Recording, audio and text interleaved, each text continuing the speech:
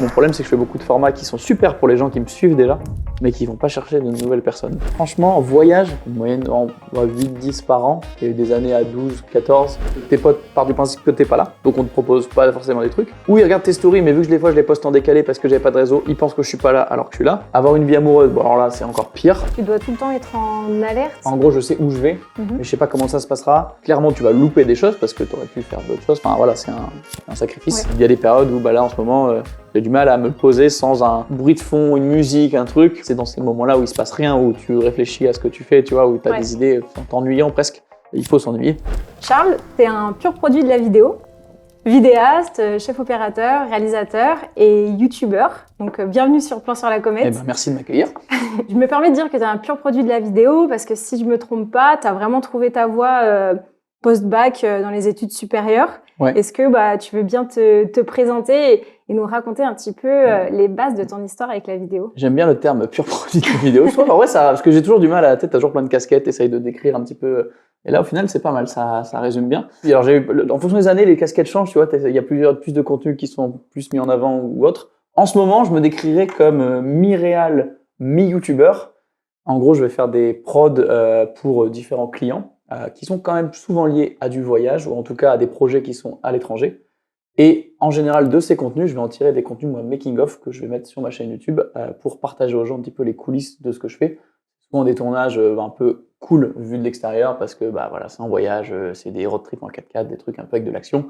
Donc c'est toujours intéressant de montrer aux gens comment ça se passe et aussi de montrer un peu la réalité, pas de faire des fois je fais des making-of un peu longs, tu vois, où je laisse un peu le temps passer pour qu'on montre c'est quoi le vrai rythme du tournage. Un peu de tuto, un peu de review matos aussi que je poste sur ma chaîne, un peu de film contemplatif parce que ça fait toujours plaisir de temps en temps. Et voilà un petit peu ce que je fais en ce moment en cette année et un peu de contenu running aussi plutôt sur Insta. J'ai tenté l'axe YouTube.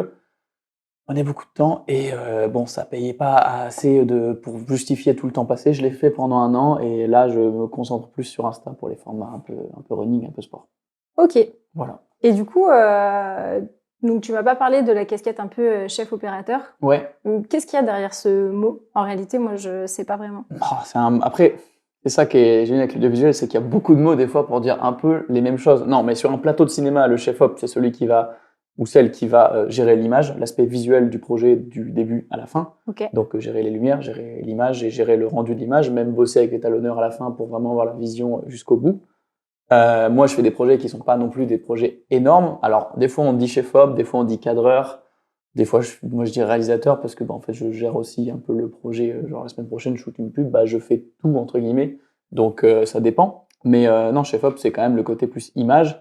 Et quand je bosse avec certains clients, je vais en effet juste gérer l'image et gérer, même s'il y a 2 cams, ou souvent il y a qu'une cam en vrai. Donc, juste gérer l'aspect global, visuel et s'arranger pour que le projet soit le plus beau possible à la fin.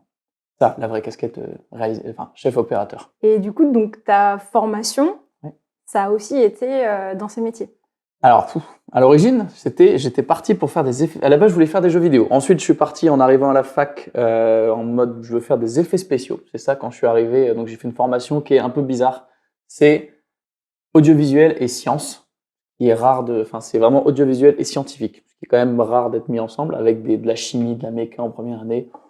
J'avais pas envie de faire ça, clairement. Mais j'avais fait cette formation parce que il y avait en 2e année un échange au Québec. Enfin, c'est même pas un échange, mais en gros, on pouvait aller au Québec une année.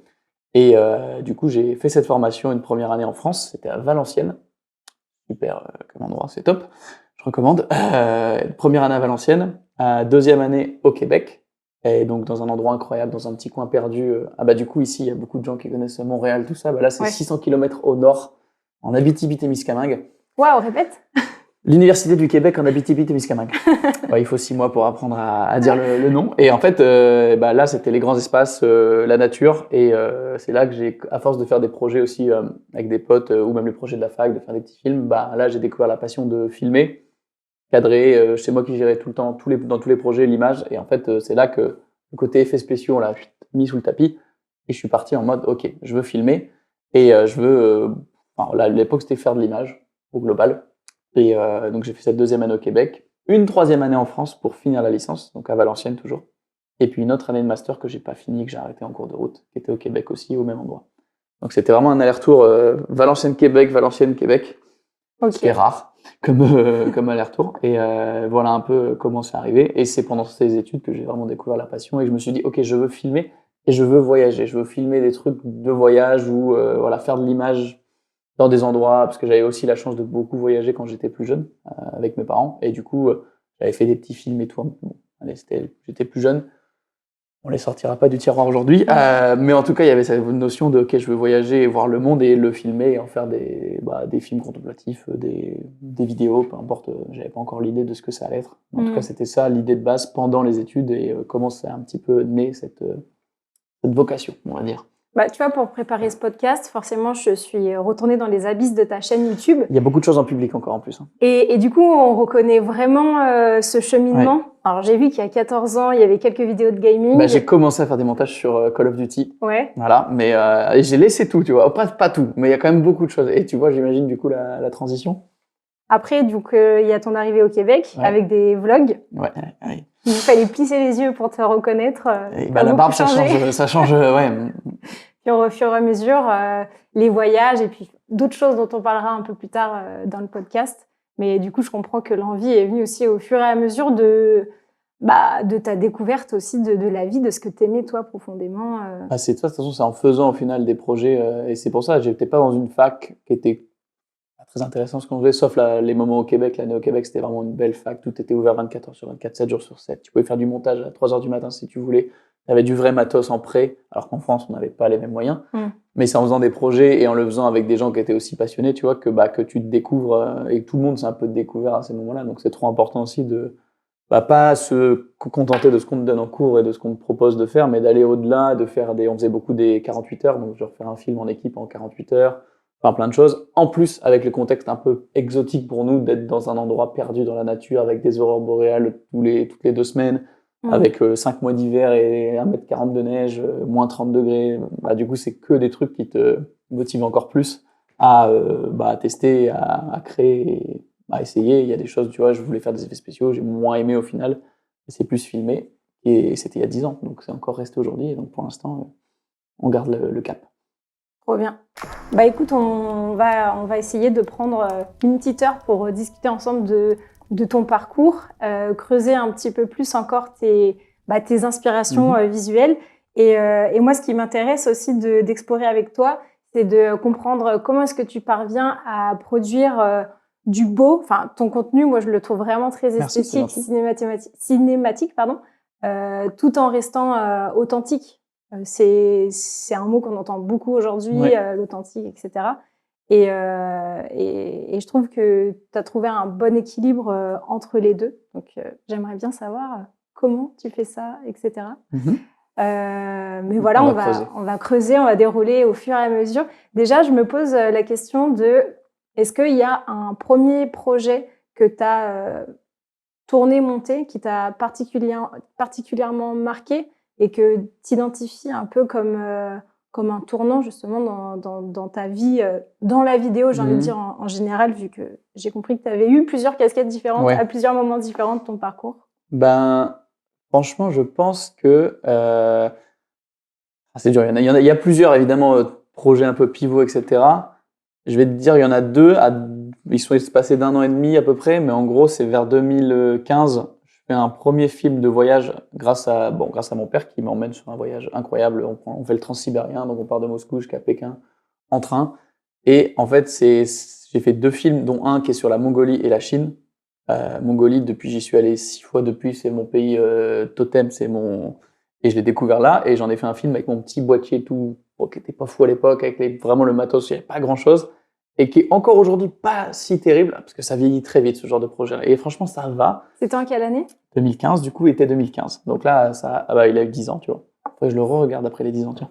Et non, il a pas si mal vieilli. Et en fait, ce projet-là, déjà, il m'a, je pense, conforté parce que je me suis dit, ah ouais, ok, j'ai réussi à faire un truc cool. J'ai passé beaucoup de temps dessus. Et il m'a permis d'avoir des projets autres. Genre, typiquement, j'ai fait un film, du coup, qui était un peu en Mongolie. Dans le titre, il y a Mongolie. Et je bosse avec une agence de voyage encore aujourd'hui qui m'a trouvé grâce à ce film parce qu'il cherchait des gens pour filmer dans le désert de Gobi, en Mongolie. Donc, en fait, ça a quand même été un connecteur, on va dire, avec des clients que j'ai encore aujourd'hui et qui m'ont aussi apporté plein de choses, qui m'ont permis de faire plein d'autres contenus, etc. Et il y a peut-être aussi le moment, un point pivot, c'est que quand j'étais à la dernière année de mes études, donc en Master 1, toujours au Québec, la fac m'a donné les cartes blanches pour faire la vidéo de promo de mon master, en fait. Ok. Donc, je séchais les cours en étant payé par la fac pour faire la vidéo de promo de la fac, ce qui n'avait pas de sens. Et c'est là que je me suis dit, et vidéo qui est d'ailleurs encore aujourd'hui pas trop mal non plus, et franchement, c'était en fait qu'on m'ait donné la confiance, tu vois, de faire ça, et qu'on m'ait dit, bah vas-y, fais tes bails, amuse-toi, et ce sera bien, et en sachant, en ayant vu un peu ce que j'avais fait avant, mais j'étais encore étudiant, tu vois, et vraiment, cette confiance qu'on m'a donnée, ça m'a, sur le coup, vraiment marqué, et en plus, je me suis dit, pourquoi en fait je reste là, alors que c'est quoi l'intérêt de rester dans une fac, de toute façon, où je sèche les cours, où je suis plus intéressé et en fait je peux déjà commencer à faire des choses et puis après les opportunités sont arrivées et je me suis dit allez les études j'ai arrêté parce que j'ai eu des opportunités mais je me suis dit c'est le moment de on va dire sauter un peu dans le vide et ouais c'est ça, c'est un passage aussi c'est le dernier projet que j'ai fait entre guillemets en tant que étudiant. Ok. Et du coup c'était en 2017. Voilà un peu ces deux là. Et du coup, pour des projets comme ça, comment est-ce que tu t'y prends dans la pré-production? Par exemple, si on va sur le dernier qui est peut-être plus concret et pour lequel tu as plus de clés en main, est-ce que tu écris avant? Est-ce que tu as besoin d'avoir les images pour pouvoir les manipuler et écrire l'histoire a posteriori? Alors oui, du coup, parce qu'à l'époque, je faisais pas trop cette étape-là, on va pas se mentir, c'était très un peu à la one again. Aujourd'hui, ça dépend, mais on va dire que j'ai beaucoup de tournages où je sais pas ce que je vais voir. Enfin, en gros, je sais où je vais, mais je sais pas comment ça se passera, parce que en tout cas, les projets, on va parler des projets plus à l'étranger parce que c'est un peu plus cool, parce que je fais aussi des fois du corpo, des choses comme ça, mais là, c'est un peu plus classique. Mais en gros, les projets à l'étranger, soit c'est souvent avec Cyril MP4, avec qui je bosse beaucoup. Du coup, je sais qu'on va à une destination, je sais qu'on va voir certaines choses, mais je sais pas dans quelles conditions on sera. Si on aura marché 6 heures pour y arriver, on sera à bout de. Du coup, j'ai pas un visu énorme et avec une agence de voyage aussi, je bosse beaucoup. Pareil, je sais les spots, je sais pas à quelle heure on y arrivera de la journée parce qu'on aura peut-être pris du retard. Je sais pas si tout le monde en aura marre, du coup, faudra avancer plus vite et on n'aura pas le temps. Donc, j'ai pas je peux pas écrire des scènes que je veux faire, etc., prendre le temps. Ça, c'est un vrai challenge, mais c'est intéressant aussi. Du coup, je me note des idées de plans, beaucoup de choses que je vois. Des fois, je vois un plan qui est fait d'une façon, tu vois, et je vais noter, c'est cool, ou je vais faire un screenshot et le mettre dans. C'est des notes iPhone, hein, vraiment. Pendant que tu fais ta veille, en fait Ouais, mais même tout le temps, en fait, je vais le noter et je vais me dire, prochain projet, tu vois, j'essaye d'incorporer ça parce que je trouve ça cool. Et du coup, c'est des notes iPhone, vraiment, ou un Notion à la limite, mais souvent juste des notes iPhone et je me mets le titre du projet, j'empile plein de trucs et avant de partir, je vais me faire la liste en cochant, la liste des plans à faire sur le voyage, tu vois. Typiquement, je vais faire des plans POV de voiture où je fixe ma caméra avec des ventouses et tout ça prend du temps. En gros, je sais que je vais en faire 3, je vais les faire. Je réfléchis à où ce serait le plus intéressant de les faire, mais il faut que j'ai le temps d'installer et tout, donc il faut quand même jouer un peu, tu vois, avec tout ça.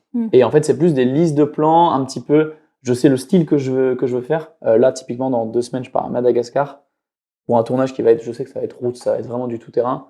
Je vais partir avec la cam rig à la main, pas de stabilisateur, rien du tout. Là, ça va être vraiment, ça va bouger, ça va trembler. Et je veux amener ça et je veux tenter un truc où j'ai pas on se repose beaucoup de stabilisateurs, tu vois, c'est un luxe. Je veux l'enlever pour me challenger. Et en même temps, ça me fait plaisir de le faire parce que je peux me le permettre aussi parce que j'ai un client qui me laisse la liberté de le faire. Mais en gros, ça me challenge, ça m'amène aussi à faire des choses différemment. Et voilà, je vais noter des idées de plans, etc. Essayer de tout cocher pendant le voyage. Et si je l'ai fait à un début du voyage et qu'à un moment je me dis ça serait trop bien de le faire là, j'essaye de le refaire. Et sur le moment, je vais avoir des idées aussi. En fait, c'est aussi c'est vraiment sur le moment où je vais me laisser un peu porter. Et des fois, je vais faire 4 fois la version de ce plan à des endroits différents. Et après, il y a beaucoup de choses au montage, il y a beaucoup d'écriture au montage. Parce que comme j'ai pas le temps de préparer, je dois aussi filmer beaucoup au cas où. Et j'essaye de diminuer ça, mais souvent, j'ai pas le choix de faire du au cas où. Et ça me permet. Et j'aime bien aussi écrire au montage parce que t'es posé chez toi, t'as tout. Et là, il y a vraiment. Et je fais beaucoup de dérush, je prends beaucoup de temps à trier. Je classe tout. Et comme ça, j'ai vraiment tout en tête. Et il y a pas, je fais pas commencer à monter, alors j'ai pas tout dérush parce que sinon je vais oublier des plans. Là, je veux tout savoir, tout ce que j'ai. Je prends 2 jours, 3 jours s'il faut. Et comme ça, je loupe rien et je commence à monter. Et je vais me dire, au bout de 2 jours, je vais me dire, c'est marrant parce que je commence à faire des V1 et tu vois, je vais revenir remplacer des petits plans petit à petit. Et en fait, je me laisse aller, je prends le temps et je laisse aussi le temps de décanter, pas de tout faire d'un coup. Je vais finir et je reviens dans 2 jours dessus et comme ça, je vais regarder, je vais dire, ah, c'est n'importe quoi ce que j'ai fait là. Ouais.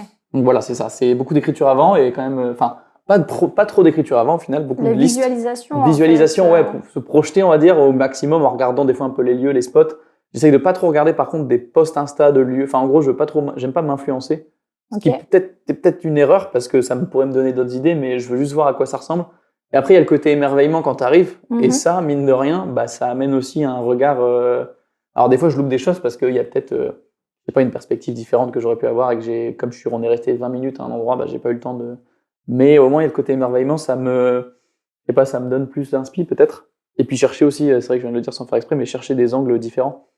Tu vois, l'exemple, c'est que je filmais à Séoul, là, il y a quelques jours, une cérémonie de soldats. Ouais. Il y a plein de public autour. En vrai, c'est pas très intéressant à filmer parce qu'il y a plein de gens. Mais en fait, tu descends la cam et là, tu as des gars en chapeau traditionnel avec des buildings énormes en verre derrière. Et du coup, la perspective, elle est folle. Donc, c'est aussi essayer un truc qui a déjà été filmé, bah, de le filmer différemment et prendre un peu d'angles différents et essayer d'amener de la nouveauté, quoi. Au final, c'est beaucoup d'écriture avant et surtout beaucoup d'écriture aussi après. Et un petit peu pendant aussi. Voilà, il y en a tout le long, ça s'arrête jamais en fait.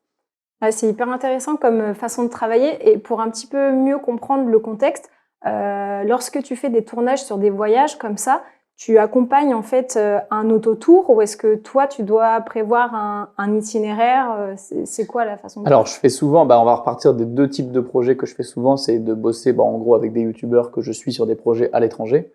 Donc là, bah, on a un tout qui est déjà, entre guillemets, organisé et et on essaye de filmer au mieux. Après, il y a toujours des moments un peu plateau, tu vois, les intros, des choses à réfléchir à où on les fait, quand est-ce qu'on les fait. Et surtout, essayer d'être prêt tout le temps à filmer parce qu'il se passe tout le temps des choses et il faut vraiment être prêt à dégainer tout le temps. Et il y a aussi, encore plus souvent, des missions avec une agence de voyage. Et là, le challenge, et des fois chiant, mais moi j'aime bien les challenges. Mais en fait, on part avec des clients. Donc, en gros, je suis souvent c'est des road trips en 4x4. Et on est avec bah, des clients qui ont payé leur voyage. Donc en fait, ils sont contents parce que bah, ils ont des photos, etc. Mais en même temps, moi, je dois faire un film promo sans freiner et dire attention, on se met en pause. Ok, on tente un plan pendant 1 heure. Bah non, Attendez, je vais mettre mes ventouses. ouais, bah voilà, bah non, en fait, typiquement les ventouses, c'est le matin, je sais que, ok, on est à 1 heure au camp le matin, bah du coup, j'ai un peu de temps avant pour installer, sauf qu'après, quand j'ai fini, je fais pas rouler 8 heures avec les ventouses, faut que je les désinstalle en 2-2 et qu'on rattrape. Je peux de temps en temps dire, les gars, c'est super, là, s'il vous plaît, comme on est en convoi, c'est joli, je leur demande au drone, tu vois, des fois, allez, on essaye de faire un beau truc, parce que la photo, bon, ils l'ont à la fin, ou la vidéo, ils ont un truc à la fin pour eux. Donc, ils sont ok de participer, mais il y a une ou 2 fois par jour où je peux demander un petit truc et c'est fini. Donc c'est beaucoup de faire sur le tas et bah en fait souvent tu arrives à un spot joli et en fait comme c'est des voyages où on roule beaucoup, on fait beaucoup de kilomètres, bah tu arrives, tu as 15 minutes, alors faut faire des photos d'un peu tout le monde, faut faire des plans de machin truc, enfin c'est en fait pas le temps de te poser du tout, tu te rassois, t'es reparti. Par contre, j'ai pas le côté organisation de voyage souvent. Ok. Et ça je déteste ça. Ouais, ça ferait beaucoup quand même. Ah oui, à un moment, bah justement, je l'ai fait. Quand est-ce que si j'ai déjà fait moi des petits voyages avec, bah, ça fait longtemps que j'ai pas fait avec d'autres créateurs où on part, on essaye de, mais du coup, on se fait un itinéraire et de là, on se dit un peu ce qu'on va faire. Mais après, si je dois le faire, je me laisse aussi beaucoup de liberté. Même là, j'étais à Séoul pour un autre projet, mais j'ai pris 3-4 jours pour faire des images, etc.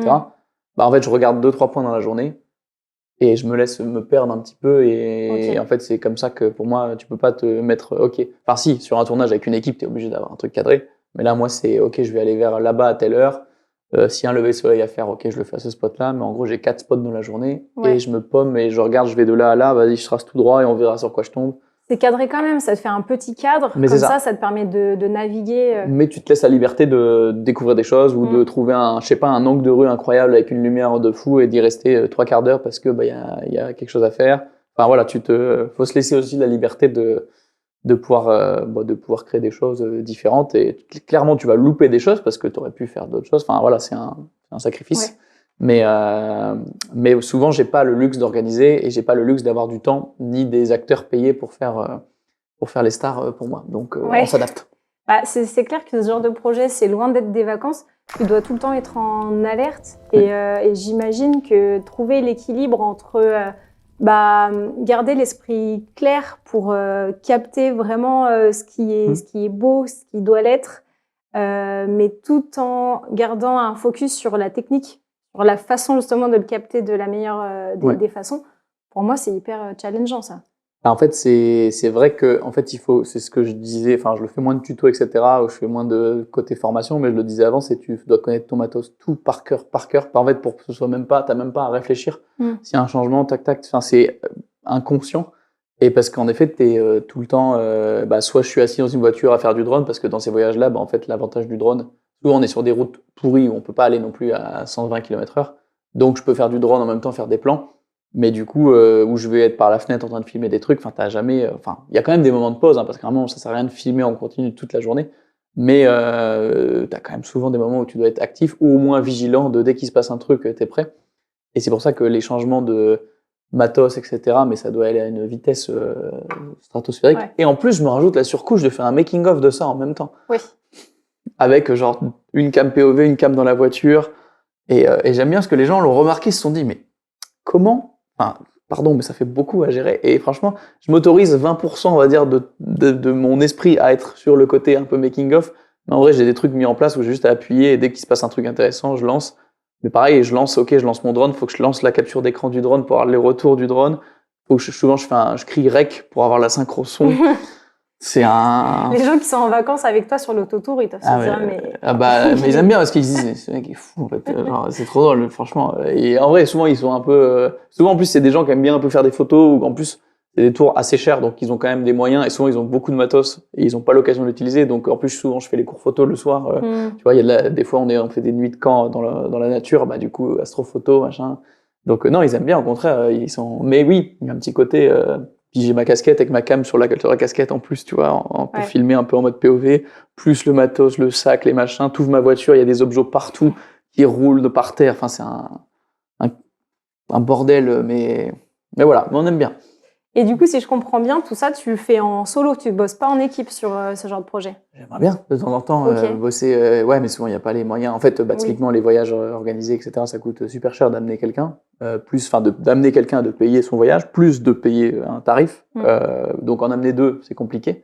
J'ai pu le faire récemment, j'ai un très bon pote à moi avec qui j'ai pu faire en 2 ans, on a fait 2 voyages, tu vois, ensemble, et c'est trop bien parce que on se complète. Mais là, on essaye de faire passer un devis l'année prochaine.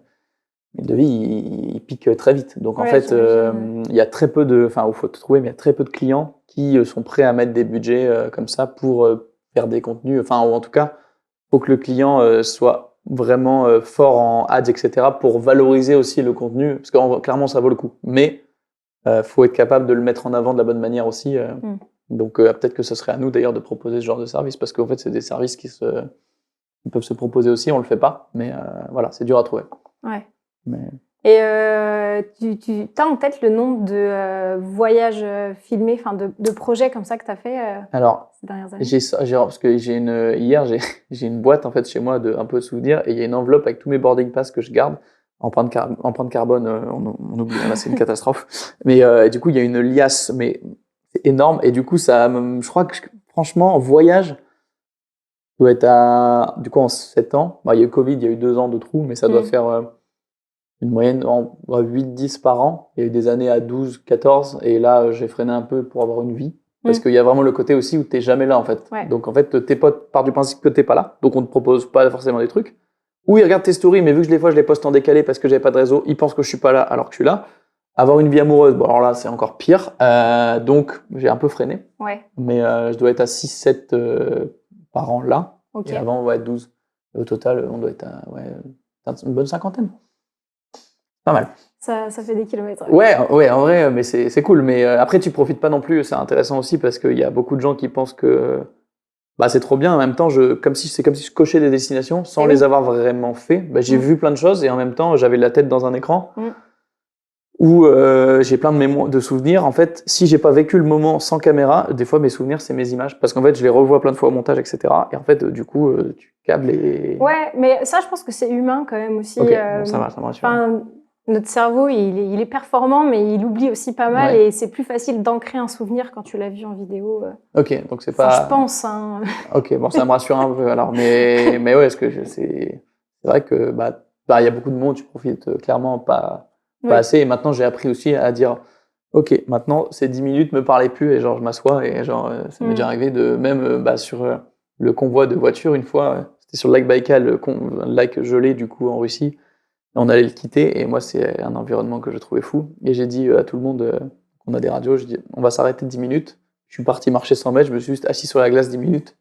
Et du coup, ils ont fait des photos, machin, parce qu'ils aiment bien faire des photos, etc. Et moi, je me suis posé, tu vois, et j'ai pris le temps d'absorber un peu. Ouais. Et c'est des moments que j'ai pas assez, donc si je peux les créer, voilà, j'essaye de les faire. Mais c'est un sacrifice. Après, ça va, c'est un sacrifice qui est quand même Oui, ok, tu vois. mais avec les années, du coup, tu as réussi à développer un peu des Ouais, petits tricks comme c'est ça, t'apprends à profiter. Ou même, mine de rien, courir. En fait, Ouais. c'est souvent le seul moment où j'ai pas un truc à faire. Et par contre, des fois, ça me prend un peu de temps sur d'autres choses. Mais ah non, 3 fois dans la semaine, je vais faire 7 bornes et je vais courir dans des endroits improbables. Et ça me fait marrer. Mais vraiment, dans des endroits, il n'y a pas de trace Strava. Franchement, c'est sûr et certain, il n'y a personne. Je suis local legend de base. Ça me le dit pas d'ailleurs, donc je sais pas que je suis pas un pro de Strava, mais je me dis, ou même de courir sur des lacs gelés où ma trace c'est dans de l'eau. Tu vois, des trucs, et j'adore. Et ça fait, en plus, si je peux le filmer au téléphone et tout, ça fait des images rigolotes. Et ça, c'est vraiment mon moment, ma petite bulle. Je mets la bonne musique, et là, c'est incroyable. Il me fait une transition Ouais, je me suis excellente. dit que c'était merci. Une belle transition. Passe décisive. Parce que du coup, moi, je t'ai découvert, pas avec une vidéo de voyage, qui est quand même plutôt ton cœur de contenu sur YouTube, mais avec la vidéo qui s'appelle « J'ai couru dans 11 pays pour tenter cet objectif ». Justement, en plus, je l'avais appelé comme ça. Marathon 2h59, où je m'étais dit « mais ce mec est ouf ». En fait, j'ai vraiment cliqué en me disant « mais il a l'air de courir dans des endroits même dangereux en fait pour courir ». Oui. Au milieu de la savane, oui. T'es un malade. Oui, il y a peut-être des endroits un petit peu débiles, on va pas se mentir. Mais et du coup, je voulais en parler déjà parce que j'ai adoré et j'ai vraiment l'impression que dans ton parcours de créateur de contenu, ça a aussi marqué un tournant parce que ça fait partie de l'introduction du running dans ton contenu. Il y avait peut-être eu 2 ou 3 vidéos YouTube avant ça. C'était une mini-série, on va dire. Ouais. Et du coup aussi d'un contenu vachement plus storytelling parce que tu racontais vraiment une partie de l'histoire de ta prépa quoi dans cette vidéo. En fait c'est un projet. Il est né de quoi ce projet ? C'est à cause ou grâce à voir de Nico Running Addict du coup qui j'avais fait un marathon tout seul un dimanche. Je courais un petit peu. J'ai repris la course à pied et ça faisait peut-être 4-5 mois. J'en avais fait un tout petit peu pendant les études mais bon pas grand chose. Et j'avais redécouvert le côté course à pied où avant je me disais oh non c'est chiant et en fait j'avais vraiment apprécié, je courais un petit peu mais un peu de n'importe comment comme beaucoup de gens font au début à courir trop vite etc. C'est le process. Voilà. Et j'avais pas campus coach c'est pour ça. Et en fait j'ai fait un marathon tout seul un dimanche déjà ce qui est rare mais je me suis dit allez bon on va tester et je crois que j'avais fait 3h48 avec 25 centilitres d'eau 2 barres à manger, j'avais rien, c'était n'importe quoi. Je suis rentré de nuit n'importe quoi. Et c'est Nico, je sais pas, quelqu'un lui a envoyé ma story ou quoi, et qui est venu, on a discuté, et je lui ai dit, ok, si je m'entraîne, je peux tenter combien de temps ? Il me dit 3h15, et moi, bêtement, je dis, bon, du coup, moins de 3h, quoi. Enfin, moi, je vois des caps, parce que j'ai pas la notion de chaque minute à commencer à être compliqué à aller chercher. Alors, je me permets juste de contextualiser, du coup, Nicolas Spies, c'est le fondateur de Campus Coach, qui est une appli de course à pied, et Nicolas Spies est aussi l'hôte de la chaîne Running Addict sur YouTube, au cas où. Et un grand gourou du running en France. Et il me dit ça, et je me dis, ok. Et là, je me dis, ça va me prendre du temps. Donc, comment je justifie aussi de prendre beaucoup de temps pour le sport ? On va faire des vidéos. Et du coup, je me dis, ok, mais alors, comment je peux... Enfin, déjà, c'est pas du tout ma chaîne, déjà, j'ai une chaîne avec, des fois, en fonction des années, je change de thème, etc., ce qui est pas bon. Alors, je garde la niche vidéo, mais je veux dire, des fois, je vais prendre une passion pour la lumière, je vais en parler plus, je vais prendre une passion pour un truc, je vais en parler plus. Mais en fait, tu peux pas faire des virages tout le temps, parce qu'à un moment, tu perds les gens. Et là, le running, ça n'a rien à voir.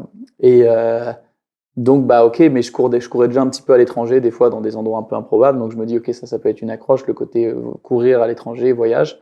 Et donc, je monte une idée de série de vidéos que je vais faire pour faire un marathon. Alors, je sais plus si j'avais défini, mais en gros, d'ici un an, un peu moins d'un an, je vise mon premier marathon en moins de 3 heures.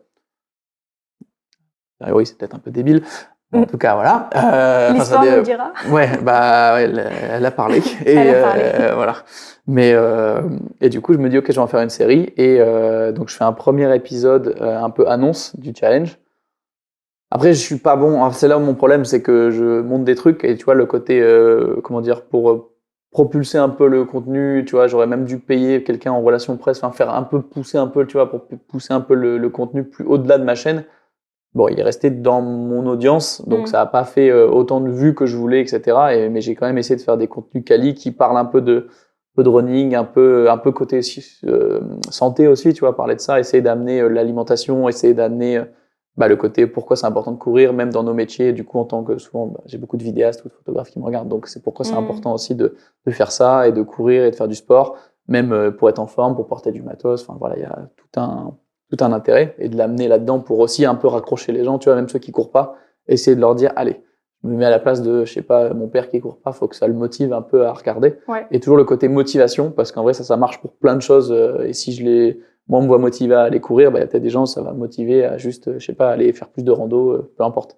Donc, il y avait ça. Et j'ai fait un premier épisode d'annonce, 2 autres vidéos et le gros film final qui raconte un peu la fin de l'entraînement, la plus grosse partie de la prépa, le marathon, et en essayant tout d'avoir un petit peu un côté histoire des beaux plans, parce que je trouve que c'est quelque chose qui souvent manque, même si c'est pas forcément quelque chose dont les gens ont besoin, mais il y a beaucoup de contenu running, c'est filmé à des petites cams stabilisées parce que c'est pratique. Ouais. C'est rare d'avoir il y a beaucoup de films maintenant, il y a de plus en plus, mais quand même d'avoir des contenus sport qui sont quand même avec des belles images et qui font un peu rêver aussi là-dessus. Et je voulais essayer d'amener ça, même si c'est compliqué de faire des beaux plans en courant parce que il faut des setups qui permettent de faire ça. Mais je voulais essayer d'amener ça et un peu le récit de moi, ma motivation à me surpasser et essayer de le transmettre ça un peu aux gens qui regardent en tout cas et de les motiver à faire quelque chose, même si c'est juste aller marcher 3000 pas par jour, au moins ça les motive. Voilà, c'était ça le but du projet.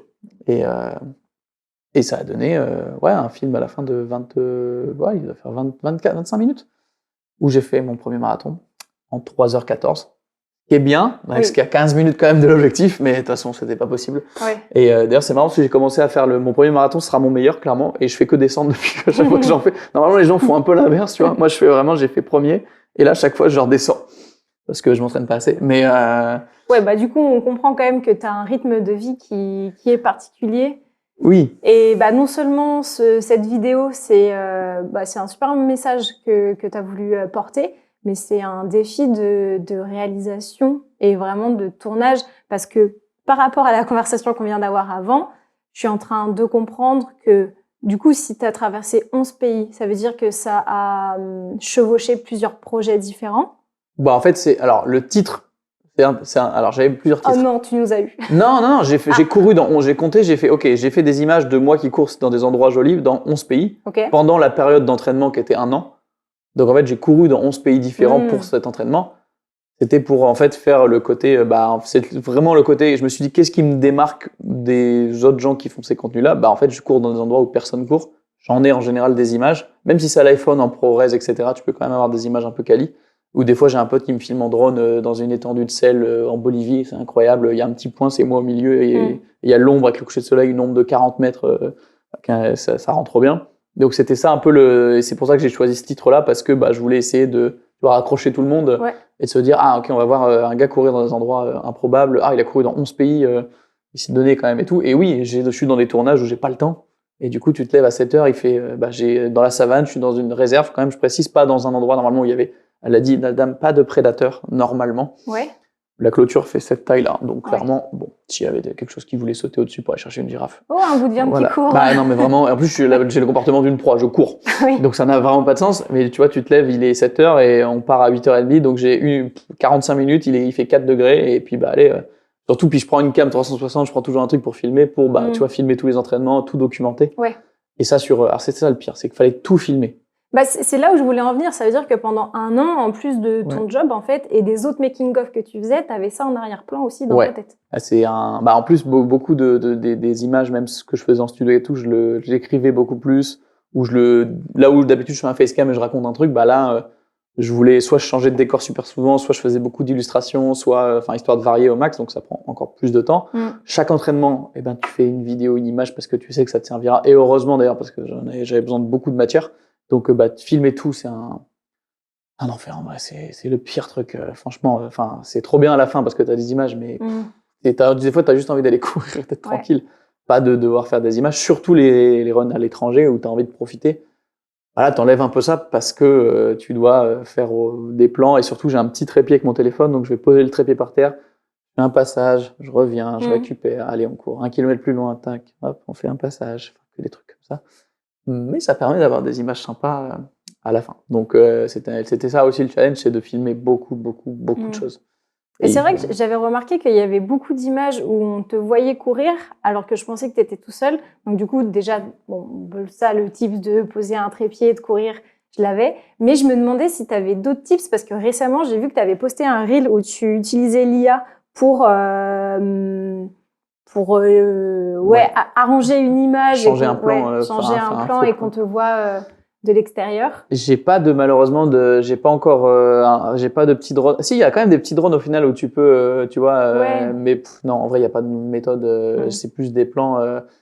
Après, la cam 360 avec une petite perche, ou même la perche de 3 mètres, c'est génial parce que tu peux mettre un peu de faux flou de mouvement. Donc, tu as l'impression d'aller vite, surtout si tu fais ras de sol. La perche disparaît. Donc, tu as quand même une cam un peu volante qui te permet de faire des plans que tu peux pas faire normalement tout seul. Mais le mieux, c'est quand même d'avoir quelqu'un qui te suit. Rien que juste te filmer au téléphone de vue de l'extérieur. Ouais. Parce que bon, après, je fais des plans, des fois, je suis en grand angle, en ralenti, je descends la cam hyper vite vers mes pieds pour faire je tente des trucs, mais il y a quand même, voilà, il y a une limite physique et il faut quand même avoir quelqu'un pour t'aider parce que malheureusement, sinon, à part faire des plans de passage, c'est un peu chiant si c'est que des plans fixes. Tu t'en vas et tu reviens. Enfin, pour créer du mouvement, il faut que quelqu'un t'accompagne, quoi. Ouais, clairement. Donc voilà, il y a pas de miracle. Il peut y avoir des petites ventouses aussi, éventuellement. Les petites ventouses, mais petites ventouses, faut la coller sur une voiture qui te suit, du coup. Enfin, je peux pas il y a pas de miracle. Malheureusement, les petites ventouses, c'est plus pour les voitures. Pas encore pour moi. J'ai pas trouvé de surface. Et si on reste sur l'angle un peu storytelling, je sais pas à quel moment est-ce que tu as réalisé le projet où tu étais sur le Sea Shepherd, mais j'ai l'impression que ça a aussi été vachement un tournant à ce moment-là. J'ai regardé la vidéo en préparant l'épisode et à un moment tu dis vraiment mot pour mot, ma caméra devient une arme. Et est-ce que tu veux nous parler de ce projet ? Ouais, elle m'a marqué. C'est... Ça, j'ai l'impression que ça fait déjà pas mal. En vrai, je crois que c'était juste avant le Covid, le tournage. Mais je l'ai sorti beaucoup de temps après. En vrai, j'ai un axe que je veux développer, c'est le côté docu. Mais qui est un axe, soit pas forcément de réaliser des docus tout le temps, mais au moins d'être chef-op, du coup, comme on disait au début, en gros, de gérer l'image sur des projets un peu docus. Donc, en vrai, des projets qui racontent l'histoire de quelque chose ou quelqu'un. Globalement, au final, c'est un peu ça. Sea Shepherd, c'était une belle occasion parce que du coup, j'ai un pote qui était invité en tant que média à y aller et il pouvait ramener quelqu'un, il m'a proposé. Et j'y suis allé 4 jours, donc sur le Sam Simon, qui est le bateau un peu emblématique, je sais plus je crois que c'est un navire japonais de guerre qui a été remanié. Et donc, il a vraiment visuellement, déjà, il est incroyable. Et du coup, on a passé 4 jours en mer avec Sea Shepherd, du coup, à aller filmer des remontées de filets de pêche avec les pêcheurs. Donc, tu descends en Zodiac, tu vas à fond, tu regardes les filets de pêche, il y a des dauphins, parce que du coup, c'est leur opération où ils essayent de documenter le fait qu'il y a beaucoup de dauphins qui meurent prisonniers des filets de pêche dans les eaux françaises. Et là, c'était le côté un peu... Il y avait un côté politique pour le coup aussi quand même, parce que c'est peut-être une des seules fois où... Normalement, déjà, je suis pas assez renseigné pour me permettre de parler de ça, mais là, c'était quand même une cause qui me touchait. Donc, c'était l'occasion aussi de parler de ça et de documenter tout ça. Et j'ai filmé pas mal de choses. Sur le moment, je savais pas, parce que je venais 4 jours, je savais pas si on allait voir beaucoup de choses ou quoi. Et c'est que toutes ces images et tout ce que j'ai appris aussi par rapport de ce que m'ont raconté les équipages. On a trouvé des dauphins morts en train de flotter avec les marques de filets vraiment sur la peau, etc. Et puis ça fait des images, c'est des images hyper fortes. Donc c'est là que je me suis dit, ok, je vais en faire un petit film pour montrer ça aussi. Et amener peut-être quelque chose d'aussi différent à Sea Shepherd où il y a beaucoup de médias, il y a beaucoup de... il y a Brut qui va y aller, il y a, je sais pas, des gens qui vont filmer un peu direct, poser des questions, mais là, de faire un truc, moi j'aime bien raconter, mais en essayant de faire quelque chose d'esthétique et joli, parce que ça reste un peu ma patte, et même si des fois je me complique la vie pour rien, c'est important. Et du coup, j'avais fait un peu ce film-là pour ça. Et c'est pour ça que je veux développer cet axe, c'est aussi de raconter l'histoire de gens, l'histoire de, tu vois, même ce qu'on faisait avec le youtubeur Cyril MP4, où on va filmer les gorilles au Rwanda, en fait, on parle de conservation, etc., essayer de le mettre en image de la meilleure façon possible pour, au final, accrocher le plus de monde à peut-être que l'histoire les intéresse pas forcément, mais peut-être que les belles images vont les faire rester. Enfin, tu vois, il y a toujours un intérêt, ou même le running où je me dis, bah ok, les gens qui sont peut-être pas accrochés par rapport à l'histoire ou le côté sport, mais au moins je peux les accrocher sur les belles images. Voilà, essayer d'amener ça dans différents domaines. Et le docu, c'était peut-être la première fois où vraiment j'ai fait un projet un peu documentaire que j'ai créé de toutes pièces. Les belles images, c'est un peu ton arme à toi, quoi. Ouais, bah c'est ma passion depuis le départ, tu vois. Et avant, j'en faisais un peu bêtement où j'avais une pote qui, je sais pas, qui me rendait bien l'image. On allait dans une tempête de neige et on filme au ralenti. Ça n'apporte rien, mais c'était joli, j'étais content. Et là, du coup, j'essaie de garder ça, tu vois, ça me fait plaisir de filmer quand des fois t'es en train de faire un plan, tu fais, ok, t'es content. Et ben, d'essayer de raconter des choses avec ça, tu vois, c'est le mieux, mais faut avoir les projets qui permettent de faire ça aussi. Ouais, et en même temps, je trouve aussi que tu prends le droit sur n'importe quel projet de faire ça. Je m'explique. Même pour les Reels Insta, je trouve que tu proposes des choses qui sont toujours hyper carrées comparées à certaines choses qu'on peut voir et qui fonctionnent aussi pas mal bien. Je pense dernièrement à ta présence sur Reunion, justement, où tu étais avec Hyundai, il me semble, et où tu as fait une super mise en forme de ta présence là-bas, avec... je crois que tu faisais des accroches avec un papier et tout. Oui, toutes les vidéos qu'il y a eu avant, la vidéo de la course aussi, enfin, même en format vertical. Ouais, faut essayer d'amener. Après, c'est des fois, tu vois, je me complique la vie et j'essaye de filmer avec une belle cam. Et en fait, au final, ce qui marche le mieux, c'est ce qui est filmé au téléphone. Ouais. C'est ça mon vrai problème avec plutôt le côté Insta et TikTok, c'est que j'accepte pas moi de déjà filmer en vertical. Pour moi, c'est un cauchemar. Et en plus de le filmer entre guillemets, de faire exprès de descendre la qualité parce que c'est ce qui va accrocher les gens, parce que c'est plus réaliste et moins. C'est pas forcément productif, mais je peux pas m'en détacher. Et du coup, tu vois, un contenu sur les stands où il y a plein de gens. Je devais faire un contenu pour contextualiser pour Hyundai. Alors j'ai appris qu'on disait Hyundai. Ah. Personne dit Hyundai, mais on dit Hyundai. Je te le dis. Mais non, mais en fait, le but c'était présenter un peu leur présence sur le village. Tout le monde a des stands. Pour le coup, ils ont un beau stand, mais bon, ça reste. Du coup, comment l'amener, tu vois. Donc j'écris la veille un peu des idées. J'avais des infos, des petites voix, d'essayer de faire des transitions de moi-même à moi-même, tu vois, entre deux plans. Là, du coup, tu prends le temps d'écrire, pour le coup. Ouais, la veille où je me suis posé à un café à côté parce que j'avais pas les infos, donc c'est beaucoup des contenus. Là, c'était en plus des contenus à sortir le jour même. Donc en fait, il n'y a pas la possibilité de filmer beaucoup. Faut être efficace parce que je dois filmer à 17h, j'ai fini, j'ai 2 heures de montage, c'est envoyé, il faut que ce soit validé et c'est posté à 20h. Donc mais c'est un autre challenge, donc un peu trop rude, je trouve, parce que ça fait beaucoup en une journée. Mais en gros, là, j'écris au maximum. Déjà trouver un axe. Déjà, comment première image, faut que tu accroches les gens. Enfin, première image, première phrase. Du coup, c'est pour ça que je suis parti en mode ok, il faut un gros chiffre, faut un truc. Et je crois que j'avais trouvé, c'était 600 000 kilomètres en calculant à peu près le nombre de kilomètres globaux sur les 3 courses qu'il y a à Reunion, qui allaient être courues. Et on calcule vraiment très. Je suis pas sûr de mon. C'est vraiment. Non, je crois que c'était à peu près ça. Et du coup, 600 000 kilomètres, machin. Essayer de le mettre avec je me suis acheté des petites cartes et des stylos pour faire un truc un peu visuel. Pour que ce soit pas juste moi qui parle, parce que j'avais pas à avoir d'image aussi pour illustrer ça. Donc tu vois, le côté un peu bricolage, pour ceux qui connaissent Casey Neistat, qui est moi une énorme inspiration, et encore aujourd'hui, tu vois, c'est con, mais j'ai vraiment acheté des cartons, j'écris très mal en plus, mais je trouve que ça a quand même une petite accroche. Ça, c'est vrai, maintenant que tu le dis, je l'avais pas repéré. C'est vraiment, j'ai regardé parce que j'ai fait découvrir à ma copine qui ne connaissait pas hier, et j'ai regardé 2-3 vidéos, je fais, c'est du génie. Parce que il sait pas faire de motion design, moi non plus. Bon, comment on fait? On prend des trucs, on écrit dessus et ça marche, tu vois. Et en fait, juste, ça fait un peu de...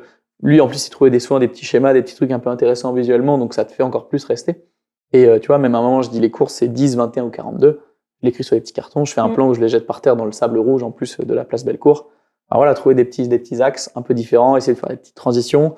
Et à la fin, essayer de faire une boucle, où au final, en gros, tu vois pas que le reel recommence tout de suite, tu vois. C'est-à-dire de rester... Voilà, ça je l'écris en gros, et après je sais qu'il se passera des choses, ou qu'ils vont me montrer des choses, ou voilà, j'ai un peu des trous, mais la globalité, je l'écris et je vais faire mes petits facecam.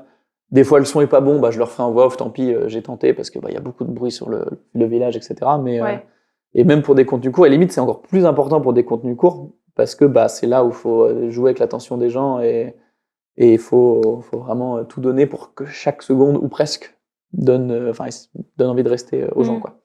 Donc ouais, j'essaye d'amener ça même dans des petits contenus courts. Voilà. Ouais.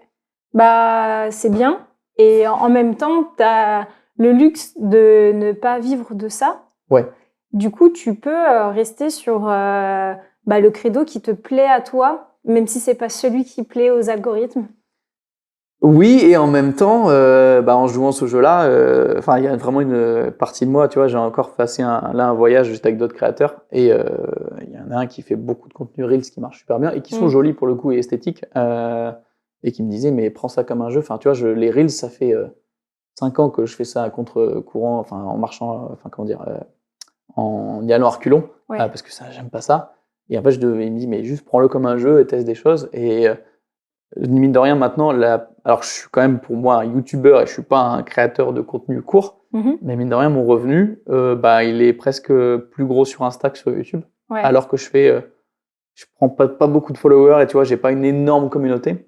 Et en fait, si je développais ça, juste, il suffit d'avoir 1 ou 2 reels qui pètent pour faire des montées et tu fais en termes de croissance d'entreprise, c'est ça que je devrais faire. Je me permets de pas le faire parce qu'en vrai ça va, mais c'est d'un point de vue croissance, c'est peut-être un peu bête aussi, tu vois, c'est peut-être quelque chose que je devrais, mais j'avance pas là-dessus. Bah, je pense que tu peux réussir le challenge d'avoir des belles images, mais peut-être avec une façon de hooker et d'animer différente, mais en restant esthétique.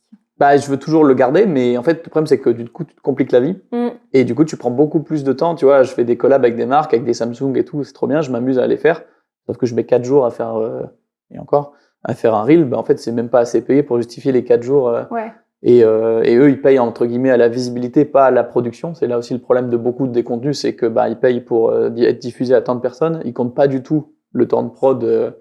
Et du coup, j'ai souvent pas le budget, à peine pour prendre une personne. Des fois, si j'ai besoin des plans de moi, c'est déjà une galère. En plus, je prends trop de temps pour les faire. Enfin, du coup, ça me fait plaisir. En même temps, c'est pas d'un point de vue purement société, c'est pas productif du tout. Ouais. Donc faudrait que j'apprenne à faire les deux. Ou faut que je teste des choses qui permettent de c'est filmer joli, mais en même temps c'est efficace. Peut-être écrire, tu vois, plus vraiment pour que ce soit encore plus. Mais parce que comme j'aime bien faire des belles images, des fois je dois faire des plans esthétiques. Et puis au lieu de passer une demi-heure, j'en fais pendant 1h30 parce que j'ai trouvé un truc. Au final, ça ne change rien ou presque au résultat. Ouais. Mais il y a ce côté aussi où j'aime bien trouver des fois un plan qui est vraiment accrocheur et que quasiment, qui est hyper dur à aller chercher. Mais il me prend 3 heures à faire. Et au final, si on compare, est-ce qu'au final, il change quelque chose? Je sais pas. Mais en tout cas, je suis content de l'avoir fait, tu vois. Ouais. Je me fais plaisir. Mais bon, est-ce que c'est productif? Ouais, je sais pas. Faut que j'arrive à allier les deux, mais pas encore trouvé la recette parfaite pour l'instant. C'est vraiment un métier de passionné, en tout cas. Ah là, c'est... Ouais, et encore, il y a plein de parties où, bon, il y a comme dans plein de métiers, on se rend pas compte parce qu'il y a des aspects un peu chiants, tu vois. Mais j'avoue que les côtés montage, côté tournage, en général, je vis pour ça, quoi. Genre, c'est vraiment... quand tu rentres, filmer quelque part dans un endroit trop beau et tout, ou des animaux, je suis pas mal, plus d'animaliers aussi maintenant, j'adore. Et quand tu rentres chez toi, même pour commencer à te poser sur le montage et tout, mais c'est le bonheur. Et du coup, tu fais beaucoup de projets différents. On a parlé des projets voyage, un peu de running, du vertical quand même, vu que tu es présent sur Insta, du making-of. Est-ce que c'est parce que tu adores la variété ou dans le fond, t'attends de te trouver véritablement sur un aspect en particulier? Je pense qu'il y a un côté... j'ai un pote qui l'a vraiment remarqué et qui me dit, toi, tous les ans, de toute façon, tu te fais une nouvelle passion, tu l'uses et tu changes. Ouais. Et il y a un côté... tu vois, je suis fan absolu de café. Et depuis... ça fait un peu plus longtemps, mais vraiment, là, j'ai ma station chez moi et tout, je m'éclate. Et en fait... là, je teste un truc. J'étais à Séoul, j'ai vu un coffee shop. C'est le plus beau coffee shop que j'ai vu de ma vie. Il y a une montagne vivante de 4 mètres en l'intérieur dedans, genre un volcan, mais tu sais, pas actif, mais tu vois, il y a des murs de fougères des fois dans les endroits. Ouais. Là, c'est une montagne de mousse vivante avec des petits arbres dessus. Il y a 3 ambiances dans le café, tout est bon. Ils font des Queen Amman. C'est des Queen Amman à Séoul, donc il n'y a rien qui va. Et c'est très bon. Alors qu'ils savent, à l'étranger, personne ne sait faire un croissant. Et là, ils ont des croissants incroyables. Bref, du coup, je tente un reel hyper esthétique et qui parle et qui présente ce café, tu vois, et qui, on va voir si ça marche. Donc là où j'essaie du coup d'amener les belles images, le côté un peu café, etc. On teste un truc, mais en gros, ouais, tous les ans, peut-être tous les 2 ans, ça dépend quoi, mais je me fais une nouvelle passion, tu vois. Là, j'étais à fond course à pied.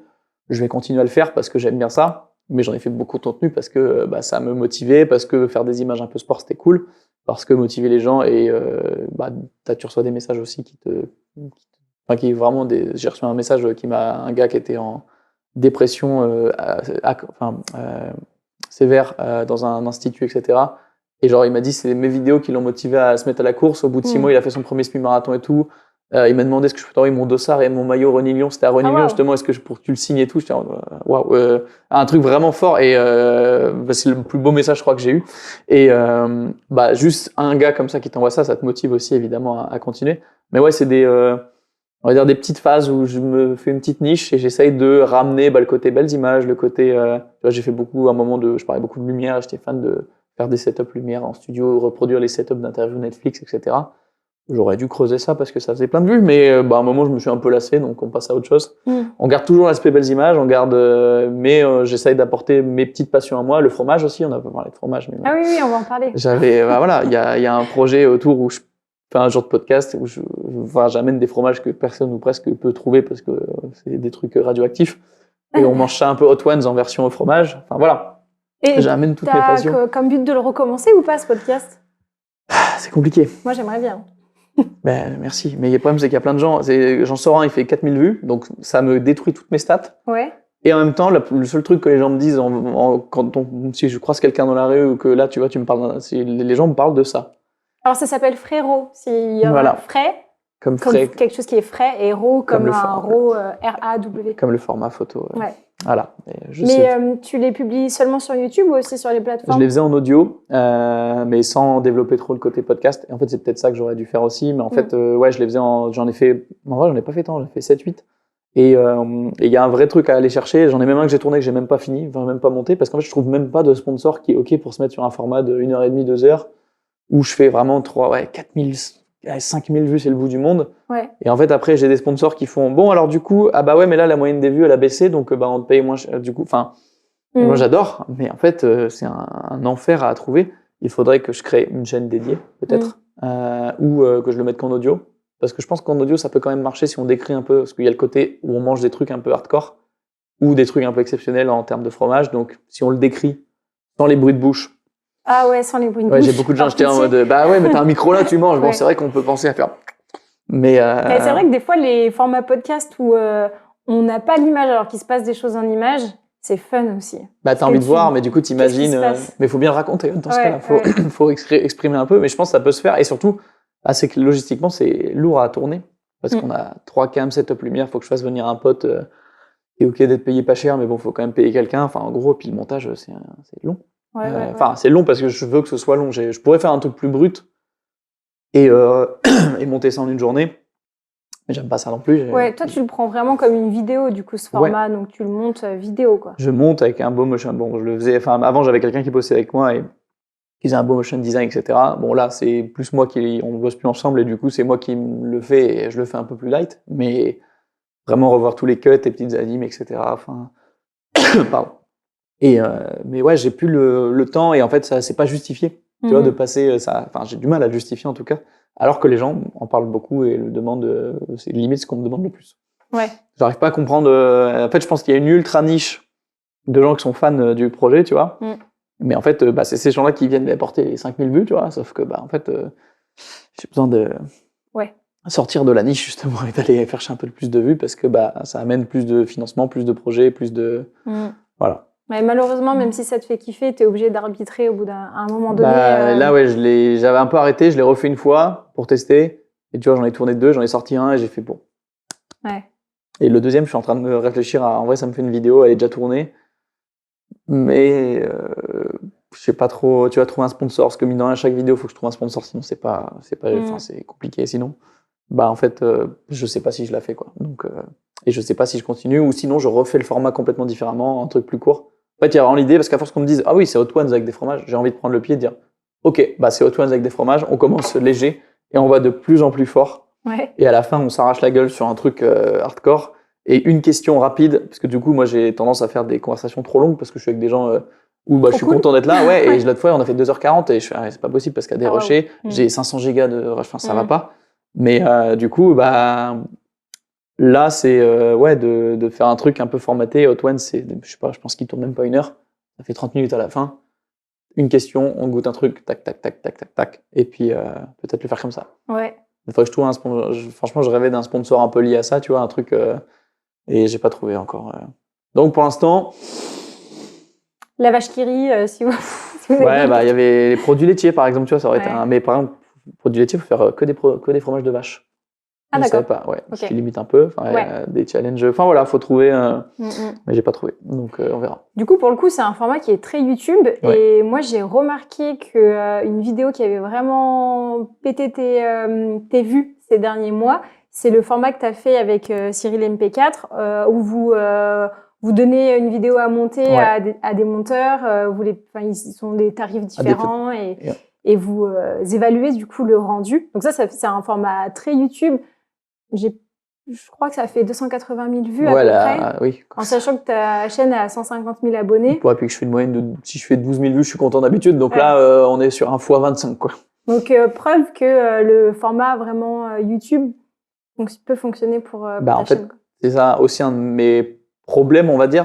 Je sais pas si on peut dire un problème, mais en tout cas, c'est que je passe pas assez de temps à réfléchir, à trouver des formes. Je suis dans une niche, photo, vidéo, voyage, un peu running du coup, mais pas vraiment sur YouTube, on va dire.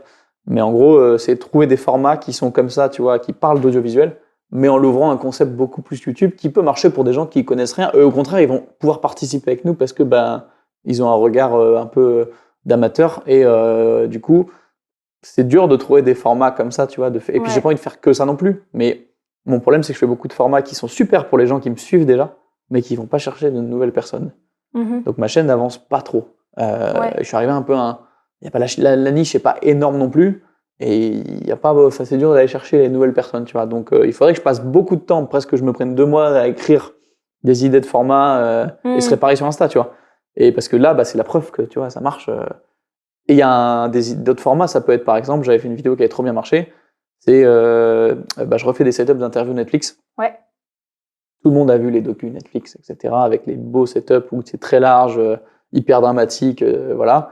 En fait, j'ai refait ça et la vidéo, elle doit être à, je sais pas, 80 000 vues, mais 80 000 vues sur un truc tuto de lumière, faut quand même aller les chercher, tu vois. Et en fait, faudrait que je fasse des choses comme ça, mais je le fais pas. Je fais les trucs qui me plaisent avant tout et ça, j'ai moins envie de le faire, donc du coup. Ouais. Et là, mon problème.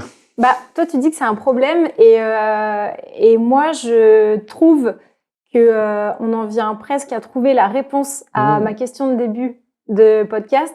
C'est comment faire des belles images et qu'elles soient authentiques. En fait, chez toi, ton authenticité, c'est que tu fais ce qui te parle et tu suis tes envies. Je pense que c'est vraiment pas ça, mal. Le truc. Mais c'est vrai que oui, alors là-dessus, je suis totalement d'accord. C'est que je suis très têtu et j'en fais un peu qu'à ma tête, quitte à aller à contre-courant de ce que je dois faire. Et c'est vrai que c'est intéressant. Alors, c'est peut-être un frein par rapport au développement de la chaîne ou d'Instagram, mais si on reste sur le côté image artistique, je pense que moi, personnellement, c'est ce que j'apprécie dans tes contenus, c'est que sur ta chaîne YouTube, j'aime autant la vidéo avec Cyril MP4, j'aime la vidéo course à pied pendant 1 an. Tu as fait une super analyse aussi de l'émission de MrBeast. Ouais. Et c'est vrai que c'est des choses, rien que ces 3 choses-là, elles n'ont rien à voir. Et en tout cas, tu as trouvé ta cliente. Maintenant, je te souhaite d'en trouver encore plus. J'espère trouver des abonnés pile comme toi, du coup, c'est trop bien. Ouais, je suis peut-être un peu niche, je sais pas. Mais il y a sûrement un compromis à trouver entre les deux, en effet, en se posant, mettant les idées dans l'ordre, etc. Mais on sent en tout cas que tu souhaites communiquer avec toute la passion et l'expertise que tu as aussi à travers tes vidéos. Non, mais c'est vrai que c'est intéressant parce que oui, au final, tu vois, au début, je savais pas quand tu m'as posé la question, je me suis posé la question de c'est quoi l'authenticité. Enfin, au final, c'est quoi j'arrivais pas à analyser mon authenticité ou c'est quoi faire des contenus authentiques. Mais c'est vrai que je fais ce qui me plaît et ce que j'aime. Et en fait, j'essaye de raccrocher les gens via diverses façons à ça. Donc, et le problème, c'est que non, il faudrait que je fasse des formats. Tu vois, des fois, accepter de faire un truc qui est pas à 100% ce que j'ai envie de faire, mais qui marche. Pour peut-être 50% du temps, faire des projets vraiment qui me tiennent à cœur. Tu vas faire un peu des deux. C'est ça que je devrais faire. Et c'est ça que beaucoup de gens font, c'est que ils vont faire des vidéos qui marchent et ils vont se faire un projet vraiment qui leur tient à cœur, qui marchera beaucoup moins, mais ils le savent. Et Faudrait que je fasse ça. Mais être authentique 80% du temps et Ouais. Il y a exactement une règle comme ça Ah ouais que j'ai déjà entendue je par connais rapport pas. à la création de contenu. C'est de 80% du temps faire Il faut. ce qu'il faut, entre guillemets, et 20% du temps, tu peux partir un peu plus en cacahuète. Le problème, c'est que je fais l'inverse. Moi, c'est Ouais. ça. Il est là mon problème. Mais ouais, il faudrait que j'inverse un peu. Je l'ai très mal Mais dit. Je pense qu'il y a une façon il y a beaucoup de de règles donner cette règle. 80-20. Mais ouais. Mais ouais, non, bah, tu vois, mais après, les formats analyse, tu parlais je fais une vidéo un peu React, enfin pas React, mais en gros, analyse une émission de MrBeast. Il faudrait que j'en fasse plein parce que les formats qui marchent trop bien, c'est les formats raconter des histoires aussi. Ouais. Mais j'ai pas assez. En fait, là, le truc de MrBeast, ça me passionnait parce que je voyais l'échelle à laquelle c'était. C'était une émission qui avait jamais été faite, surtout faite par un YouTuber. Enfin, ça avait aucun sens d'un point de vue chiffres, etc. Donc, ça me passionnait.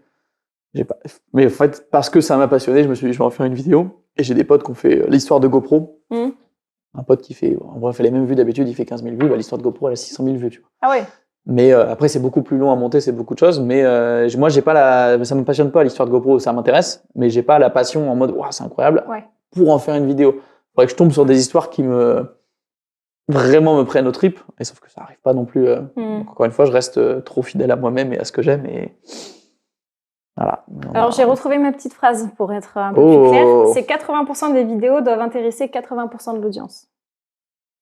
80% des vidéos doivent intéresser 80% de l'audience. Donc 80% des sujets vidéo, Ouais. finalement, pour intéresser 80% de l'audience. Ouais. Et du coup, sur les 20%, aller chercher un petit peu plus large. Ouais, non, mais de toute façon, mais après, c'est le problème, c'est au final, même notre audience aujourd'hui, on a tous une audience et en fait, on sait pas trop d'où elle vient. Tu vois, moi, le problème, c'est que j'ai fait des contenus running, ça a ramené des gens, ils sont là. Bah, surtout sur Insta où j'ai fait beaucoup de trucs running, j'ai ramené plein de gens. Et bah, en fait, quand je sors d'autres trucs, je pense qu'ils s'en foutent. Mais du coup, c'est pas bon pour les stats non plus. Enfin, il y a vraiment c'est dur. C'est pour ça qu'au final, je me dis, OK, il faut que j'essaie de raccrocher des gens, entre guillemets, à moi et ma personnalité et ce que j'aime. Parce que bah, c'est ça que, dans tous les cas, qui va intéresser un peu. Du coup, si j'aime un truc, bah, logique, j'arrive bien à le transmettre, ça intéressera les gens. Mais c'est dur de faire ça. Et plutôt que les intéresser à un sujet et qu'après, je parle d'autre chose et ça les intéresse plus du tout. Ouais. Donc, mais c'est tout un challenge. Et puis, de continuer de faire des choses qui nous intéressent profondément, ça permet aussi de garder la grinta, quoi. Bah voilà, le feu, la flamme. c'est Non, clair. je le ferai tout le temps, de toute façon, ça c'est sûr. Mais après, à voir comment j'arriverai à le transcrire. Bah, tu vois, je me lance un peu du coup en teasing. Tu vois, j'ai fait mon premier propre docu, que j'ai tourné sur une Française expatriée qui vit aux confins du désert en Namibie pour étudier une espèce hyper rare et menacée qu'on appelle le loup des plages. Voilà, j'ai fait le pitch. Le loup des plages, c'est stylé. C'est une hyène hyper rare que personne connaît.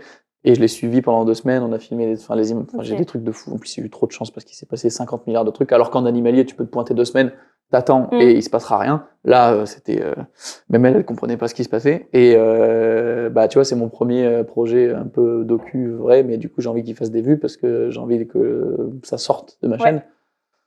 Comment on fait ça? Ouais, là, il y a. Je sais pas. C'est pas que le contenu qui compte, non. je pense, dans bah non, c'est l'accroche aussi, tu vois. C'est l'accroche et c'est un peu le plan de com qui peut y avoir. Bah là, pour le coup, je veux mettre des sous tu vois, en relation presse et tout, essayer de faire parler un peu dans des petits articles, tu vois, faire une projection en salle, etc. Enfin, mais c'est trop dur d'aller chercher. Et c'est pour ça, d'ailleurs, tu me parlais du titre de ma vidéo de 25 minutes sur le running.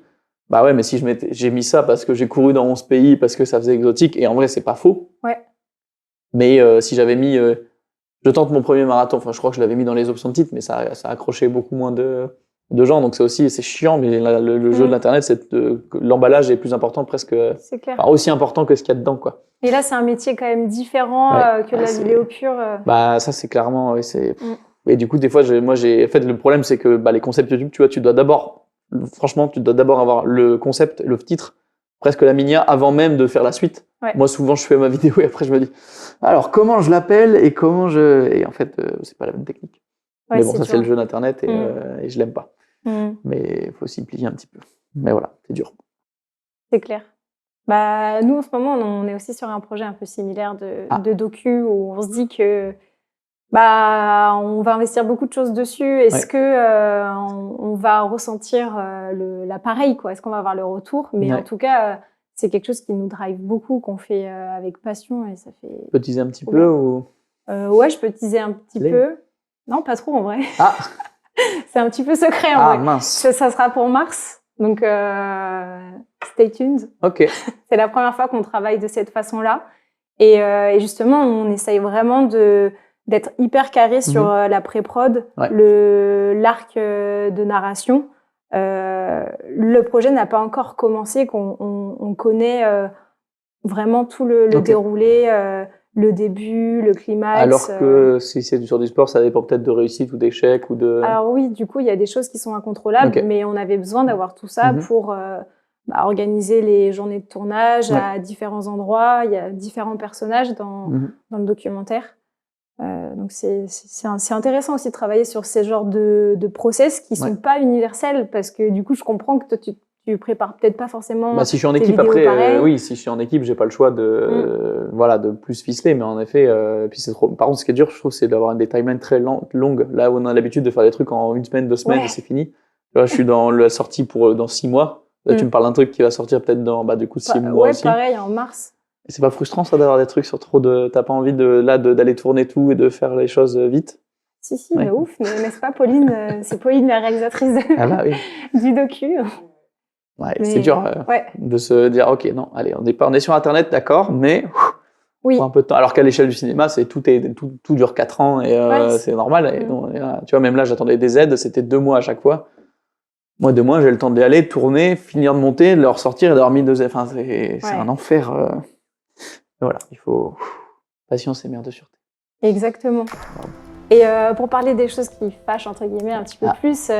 Est-ce que dans ta carrière, tu as eu vraiment des projets où tu te disais là je vais droit dans le mur, ou des insécurités, des choses qui sont mal passées, qui pourraient éviter, qui pourraient aider les gens qui nous écouteraient d'éviter ça? Alors en général, j'ai beaucoup de chance.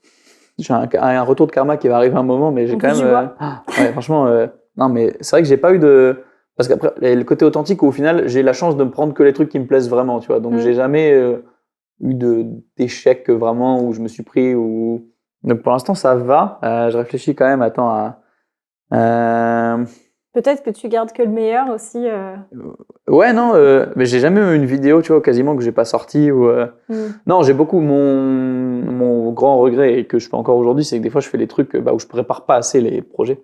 Ou surtout, par exemple, des contenus, tu vois, Insta ou des petites pubs, en fait, je suis pas assez préparé et du coup, bon, ça se fait. À la sortie, ça marche, mais ça aurait pu être beaucoup mieux si j'avais passé 1h30 à réfléchir, à me poser, à écrire un truc et que je prends pas le temps de le faire parce que je suis pas, c'est pas quelque chose que j'aime écrire et me poser. J'apprends à le faire. Et tu te prends des coups de pression un peu parfois pendant les cadrages ou t'es plutôt zen? Non, ça va.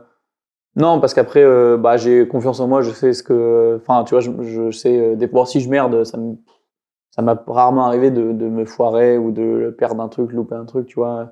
Des fois, tu vois, par exemple, Cyril, c'est quelqu'un de hyper exigeant, et c'est pour ça que ce qu'on fait, ça marche bien et que ça... Mais tu vois, des fois, je suis pas assez vif ou il se passe un truc et je le filme à moitié parce que, tu vois, je sais pas, il y a la police qui vient interagir ou qui demande de partir et tout, ça, faut filmer. Ouais. En fait, du coup, moi, j'ose à moitié, tu vois, alors que je pourrais le faire discretos. Enfin, tu vois, des trucs où... il m'a déjà dit, sois plus vif, réactif, tu vois, faut être prêt, tu vois, des choses comme ça. Mais des mini recadrements, mais c'est plus le côté où je prépare pas assez des choses souvent et je m'en veux parce que je sais que j'ai un résultat qui est là et en fait, il aurait pu être là juste en ayant mieux préparé. Même si c'est chiant et que c'est des fois, t'as pas envie de te poser, de réfléchir et il y a des périodes où là, en ce moment, j'ai du mal à me poser sans un bruit de fond, une musique, un truc. Et en fait, c'est dans ces moments-là où il se passe rien, où tu réfléchis à ce que tu fais, tu vois, où tu as des idées en t'ennuyant presque. Et il faut s'ennuyer. On a oublié presque de le faire aujourd'hui. Et en fait, c'est vraiment de s'asseoir face à un ordi ou limite dans un café, tu vois, je prends un petit cahier et genre, ok, je réfléchis, je note des idées, etc. Je le fais pas assez. Et ça, si je peux conseiller un truc, c'est de se poser, réfléchir et toujours prendre une petite demi-heure, une petite heure pour vraiment préparer les choses et ça donnera toujours des meilleurs résultats. Voilà, mais ça, je l'ai pas assez fait.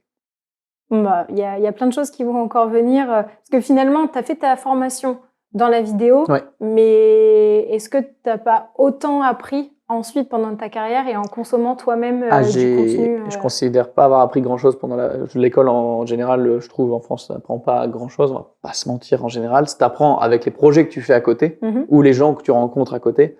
Mais enfin, dans la plupart des formations, en vrai, ce qu'on t'apprend en cours, il y a beaucoup. Enfin, nous, nos profs, c'était une blague, quoi. Genre vraiment, c'était une catastrophe. Et donc non, j'ai beaucoup appris à ces moments-là parce que c'était des trucs un peu fondateurs. Mais j'apprends un peu moins maintenant parce on oublie d'apprendre aussi, tu vois. Je pense que là, c'est dur j'ai plus de nouvelles passions ou de trucs nouveaux que je dois apprendre. Là, je suis en train de me remettre à un truc que je peux pas. Enfin, je dois apprendre quelque chose, tu vois. Et vraiment me remettre sur des tutos, c'est un enfer. J'ai plus l'habitude. Mais en continu, tu apprends toujours des tips, tu vois. J'ai fait une pub avec une plus grosse équipe en Mongolie, on retourne toujours en Mongolie, pour une pub de pneus. Et donc j'étais avec un chef-op, là pour le coup j'étais pas chef-op, j'étais cadreur, et avec un chef-op très chevronné et tout. Et en fait c'est que des petits tips qu'ils te donnent, et ben c'est juste trop bien, tu vois. Il y a plein de petites infos, de petites choses à prendre. Et c'est de tous ces projets, tu apprends toujours 4-5 tips, et en fait en cumulé, ou en te loupant. Tu peux aussi, tu vois, faire un truc d'une façon et te dire putain, j'aurais pu le faire comme ça aurait été mieux. Mais tu apprends toujours de toute façon, et tu apprendras beaucoup plus à faire les choses, à faire tes même si c'est des projets perso, même si c'est que assis dans une salle de cours ou que dans les trucs. Enfin, faut tester, faut faire il faut se louper pour apprendre des choses aussi. Voilà, ça c'est trop important. C'est clair. Tu apprends plus dans l'échec que dans la réussite. Ouais. Malheureusement. Ouais, mais après, l'échec, c'est pas forcément un échec cuisant. Ça peut être, voilà, tu vois, des petits loupés, des petites choses. Et c'est comme ça que tu te dis, ah, prochaine fois, je ferai comme ça. C'est clair. Voilà, ça c'est important aussi de garder en tête. En tout cas, il est loin le premier vlog quand tu es arrivé au Canada. Il est très loin. Et encore, t'as pas vu, il y a des vidéos cachées dans ma chaîne. Le premier facecam dans ma chambre à Saint-Quentin en Picardie, je peux te dire, ouais, il pique. C'est bien, il faut avoir le courage de se lancer. Ouais, puis je suis content, tu vois, à une époque où en plus les premiers vlogs et tout, j'étais pas du tout à l'aise avec moi-même. Donc en fait, parler à une caméra, pas facile. Après, en faisant des vidéos, ça te donne en vrai une confiance en toi aussi. D'ailleurs, les gens qui veulent faire des premières vidéos, c'est dur au début. Et c'est ok de faire, et je le fais encore, de faire 15 prises pour dire une phrase. Enfin, c'est normal, mais tu développes aussi petit à petit. Il faut accepter qu'au début, voilà, la galère, et tu deviendras meilleur. Et à l'époque, je suis content d'avoir fait des vidéos, tu vois, où j'étais pas à l'aise, et ça m'a appris aussi à être plus à l'aise à la caméra, et ça se développe, quoi. Même à parler et à essayer de faire des prises sans trop te louper, en essayant de parler un peu mieux. Voilà, donc, mais c'est vieux. Bon, le contexte n'est pas pareil, mais c'est quand même que la 3e fois que je suis devant une caméra, moi. Là. Tu t'en sors vraiment très très bien. Alors, c'est parce que je ne la regarde pas. T'oublies que. Ouais. Mais non, mais t'es à l'aise et tout. Tu vois, on a une discussion. Et, ouais. C'est ça qu'il faut. Faut pas penser au reste. Et du coup, tu nous as parlé de ton docu qui arrive prochainement. Et est-ce que même à horizon un peu plus moyen long terme, tu as un projet de rêve qui te fait vraiment vibrer, que tu aimerais réaliser? Alors, c'est un de mes problèmes dans la vie. Je n'ai rien à 6 mois, je ne sais pas ce que je fais. Je sais pas où j'habite, je sais pas. Ça me plaît aussi parce que ça me permet de. Mais d'un point de vue business plan, c'est une catastrophe. Après, en fait, non, j'ai la chance où tout va bien et tout a toujours été bien et tout s'enchaîne toujours bien. Il y a un jour où ça marchera plus et il va y avoir un blocage. Là, ça va me réveiller. Mais non, tu vois, c'est ce projet-là de docu. En gros, que j'aimerais vraiment, donc ça va être une perte financière assez énorme, puisque j'ai pas d'aide et je le fais tout seul et ça coûte cher. Mais j'ai envie du coup qu'il soit vu parce que j'ai envie d'aller dans cette voie-là. Alors pas forcément du coup de réaliser, parce que je sais pas plus moi dans vraiment l'image, donc j'ai envie de filmer des docus, pas forcément des gros docus en grosse équipe. Au contraire, je préfère des trucs un peu mobiles parce que ça pourrait me plaire aussi vraiment d'aller dans de l'animalier et là d'être juste cadreur aussi sur des trucs de docu où tu restes 3 semaines sur une plage à attendre. Je pense que ça me plairait vraiment. Mais en fait, j'ai envie de montrer ce que je peux faire dans ce domaine-là. Et c'est dur aujourd'hui de bosser dans ce milieu-là, tu vois, et même d'avoir des trucs à montrer. Donc de faire ce docu-là que je vais faire, que je prépare un peu tout seul, parce qu'en vrai, je l'ai tourné tout seul. Tout est un peu fait. Et ça va être quand même, de dire, ok, j'ai été tout seul et j'ai ramené ça en 10 jours de tournage. C'est quand même, en vrai, j'ai eu de la chance, mais j'ai des images assez ouf. Donc de dire, tu vas me montrer entre guillemets ma valeur dans ce domaine-là, et d'avoir d'autres opportunités comme ça, ce serait le rêve. Mais donc à voir. Après, ça peut être de bosser un peu dans même un peu reportage, un peu bien filmé, tu vois, des choses comme ça. En gros, continuer à bouger, et en fait, c'est s'intéresser à l'humain et à trouver des histoires ouf de gens à raconter. Et là, c'était l'occasion de suivre quelqu'un, tu vois, que je trouvais passionnant et de montrer un peu sa vie. Donc, faut trouver d'autres profils ou être mis sur des projets qui racontent ces histoires-là. Voilà. Ce serait ça le rêve à 1, 2, 3 ans. Et puis après, dans 5 ans, je serai éleveur de moutons, j'en sais rien. Ouais, on dit tout ça. Hein. Moi, je dis tout le temps que je vais brosser des meules à un moment donné dans ma vie, voilà. dans le Jura. Dans le Jura, c'est précis quand même déjà. Ah oui, oui. Ouais, franchement, moi, c'est là-bas qu'il y a le comté. Hein. Ah oui, des meules de comté. Pas mal. C'était pour faire un lien avec ton podcast, frérot. Je note. C'était tout à fait construit, cette intervention. Tu as dû la préparer, c'était écrit. Ouais. Je le vois, c'est écrit. Non, mais je note le Jura, ça peut être intéressant. Voilà, allez visiter le Fort des Rousses. Ah, c'est là où il y a la cathédrale de Comté, là, c'est ça? C'est ouais, pas ça, le truc en intérieur avec des rangées infinies. Ok, je vois il y a, je sais pas combien, 10 mètres des fois, c'est infini. Ouais, c'est énorme, Je faudrait que j'y aille. Mais ouais, non, mais tu vois, je pourrais finir fromager, en vrai, ça me choquerait pas. C'est ça qui est terrible, c'est que ça me choquerait pas. Non, mais il y a peut-être un moment où j'aurai un truc en mode, c'est bon, ça me saoule, je me casse, je me barre, je coupe tout et je vais vivre dans la montagne. Franchement, ça. Je sens quand même que par rapport aux discussions qu'on a eues, tu as un peu une recherche à la connexion aussi, à la reconnexion, à ce sentiment d'ennui et d'exploration un peu plus calme et peut-être perso, quoi. Ouais. Peut-être faire des projets perso pour toi aussi. Je le fais pas parce que en fait j'ai plein de projets que j'ose pas réaliser parce que je sais il y a la phase d'écriture et de préparation, même d'aller chercher le financement. Donc en fait je le fais pas parce que je saurais pas faire ça et je saurais pas passer le temps qu'il faut et je le ferai du coup entre guillemets, j'arriverai sur le moment du tournage un peu mal préparé, etc. Mais là c'était un projet par exemple, le truc de docu où j'avais pas grand chose à écrire, c'était plus aller découvrir la vie d'une personne et là l'écriture se fait quand même beaucoup pendant et surtout aussi au montage. Donc c'est pour ça aussi que je veux pas aller dans des projets où j'ai trop le rôle de réalisateur parce que j'ai moins envie d'écrire, j'ai envie de juste faire ce qui me plaît aussi. Et voilà, se faire ce qui me plaît, ça peut changer dans 2-3 ans. Ouais. Je me laisserai porter et je reste authentique. Eléa, je reste authentique. Voilà. Je vais toujours faire ce qui me plaît. Donc de toute façon, même si c'est pas productif, c'est pas grave. On ira toujours et on s'en sort toujours. Puis ce qui est important, c'est qu'en tout cas, aujourd'hui, tu sais ce qui te plaît. Ouais. Et ça, c'est quand même un luxe. C'est vrai. Ouais, et puis de pouvoir rester dans ce qui me plaît, tu vois, et de pas être obligé d'accepter toutes les opportunités qui peuvent être plus intéressantes financièrement ou quoi, et de dire non, ça, j'ai la flemme. Je vais rester dans mes trucs qui me plaisent et qui rapportent pas forcément bien, mais au moins je peux rester dans ma petite voie qui me plaît bien. Trop bien. J'ai hâte de voir comment tu vas évoluer dans tes projets sur YouTube, sur Insta. Et merci beaucoup merci à toi de m'avoir accordé ta confiance pour faire partie de ces premiers épisodes de Plans sur la comète. Et merci à toi de m'avoir invité, écoute, c'était très cool. Et puis peut-être qu'un jour on fera des plans sur la comète ensemble. Allez, on se revoit pour un épisode 2 dans 5 ans. Allez, dans 5 ans, c'est parti, le rendez-vous est pris, c'est parti. Merci Charles. Merci à toi.